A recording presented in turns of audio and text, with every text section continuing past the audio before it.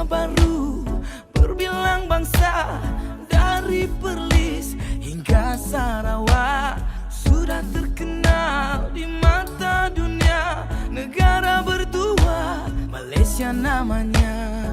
Cuba lihat. Pada malam ini, obor semangat patriotik seluruh warga negara terus menyala tatkala kita memperingati tarikh keramat 16 September, iaitu Hari Malaysia. Sambutan ini mengingatkan kita akan detik bersejarah pada tahun 1963 tatkala Sabah, Sarawak dan Tanah Melayu bergabung membentuk sebuah negara berdaulat yang kini dikenali sebagai Malaysia.